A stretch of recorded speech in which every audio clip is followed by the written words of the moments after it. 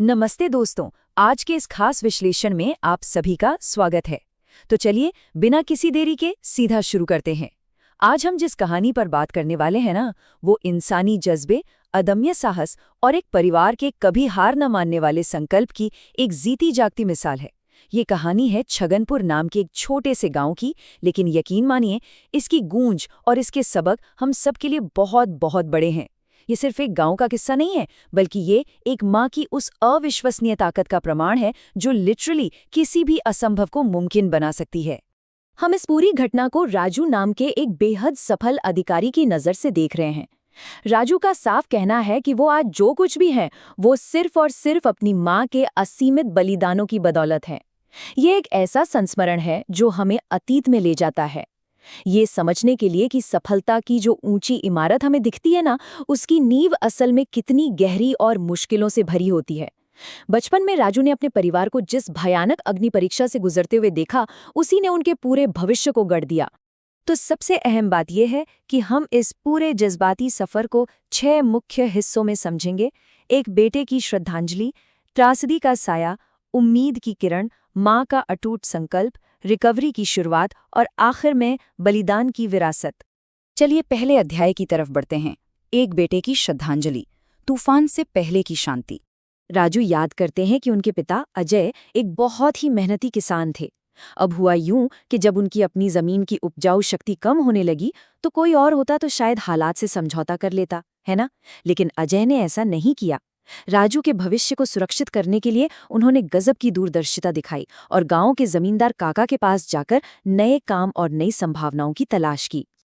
अब आता है हमारा दूसरा अध्याय, त्रासदी का साया, वो दिन जब सब कुछ बदल गया। यहाँ से घटनाओं का क्रम बहुत तेजी से बदलता है। देखिए होता क्या है। सुबह अजय जमींदार के दिए हुए बाहरी खेत में काम करने जाते हैं।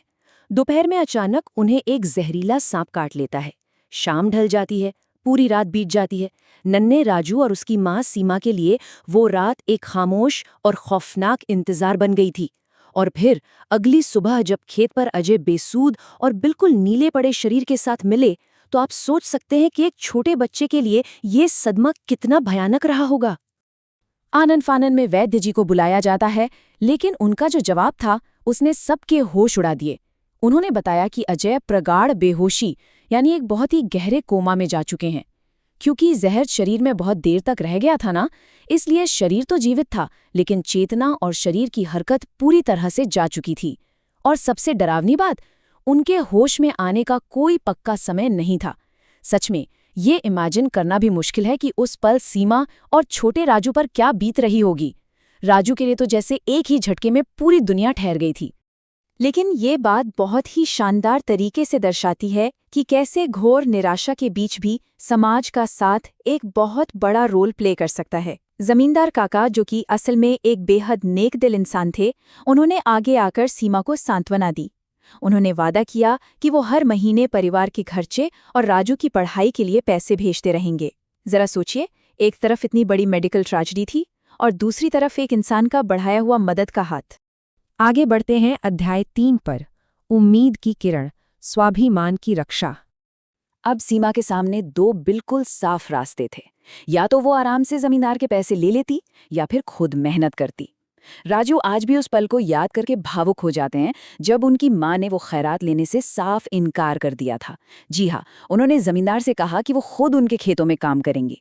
सीमा का ये फैसला सिर्फ पैसों के लिए नहीं था दोस्तों, ये राजू को एक बड़ा अफसर बनाने के सपने को जिंदा रखने के लिए था।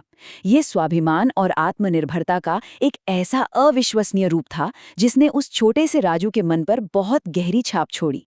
अब हम आते हैं चौथे अध्याय पर, माँ का अटूट संकल्प, एक नया रास्ता बनाना। यहाँ जमींदार सिर्फ एक अमीर दानदाता के रूप में नहीं, बल्कि एक मॉरल कैटलिस्ट यानी एक नैतिक उत्प्रेरक के रूप में सामने आते हैं। जब सीमा ने बाहर के खेत में काम करने की जिद की, तो जमींदार ने उनकी परेशानी को गहराई से समझा। उन्होंने क्या किया? उन्होंने सीमा को गांव के अंदर वाला, घर के बिल्कुल करीब का खेत काम करने के लिए दे दिया, ताकि वो खेतों में मजदूरी भी कर सके और घर पर अपने कोमा में पड़े पति की देखभाल भी। ये एक बहुत ही प्रैक्टिकल और सशक्त समाधान था जिसने सीमा को अपनी जिंदगी की सबसे बड़ी लड़ाई को लड़ने के हथियार दिए। राजू ने अपनी माँ को एक ऐसा अविश्वसनीय और थका देने वाला रूटीन जीते हुए देखा है जो शायद हम और आप सोच भी नहीं सकते। सुबह सुबह खेतों में हाड़ तोड़ मेहनत, फिर दोपहर में कुछ एक्स्ट्रा पैसे कमाने के लिए दूसरों के घरों में साफ सफाई का काम, और फिर शाम को पूरी तरह थक कर चूर होने के बाद अपने बीमार पति और बच्चे की देखभाल। ये शारीरिक और मानसिक रूप से इंसान को तोड़ देने वाला रूटीन था, लेकिन सीमा ने इसे बिना एक भी शिकायत किए निभाया। सही मायनों में ये निस्वार्थ प्रेम की सबसे शुद्ध परिभाषा है, जिसे देखकर राजू बड़ा हुआ। चलिए अब रुख करते हैं अध्याय 5 का, रिकवरी की शुरुआत, उम्मीद के बीज। कहते हैं ना कि मेहनत कभी बेकार नहीं जाती। सीमा के इन चौतरफा प्रयासों ने सीधे तौर पर रंग दिखाना शुरू किया। खेत की उस जी तोड़ मेहनत से फसल बहुत अच्छी हुई, जिससे घर का खर्च संभलने लगा। दूसरों के घरों में काम करने से जो पैसे आए, उससे राजू की पढ़ाई बिना रुके चलती रही। और सबसे बड़ी बात, उनके द्वारा लगातार बिना एक दिन छोड़े दवाइयां देने और देखभाल करने से अजय के शरीर से उस भयानक जहर का असर धीरे धीरे कम होने लगा। उनकी हर एक कोशिश ने, हर एक कदम ने परिवार को फिर से खड़ा करने में अपना पूरा योगदान दिया। और फिर आखिरकार वो पल आया जिसे राजू अपनी जिंदगी में कभी नहीं भूल सकते। एक दिन अचानक अजय को होश आ गया। कोमा से बाहर आने के बाद जब अजय को असलियत का पता चला ना, तो उन्हें एहसास हुआ कि उनकी पत्नी ने अकेले ही पूरी दुनिया का भार अपने कंधों पर उठा रखा था। देखिए, वैद्य जी की दवाइयां अपनी जगह बिल्कुल सही थीं, लेकिन असल में ये सीमा का वो अथक समर्पण था जिसने अजय को मौत के मुंह से वापस खींच लिया था।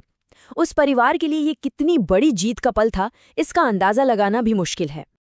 और अब हम पहुंचते हैं अपने आखिरी अध्याय पर, बलिदान की विरासत।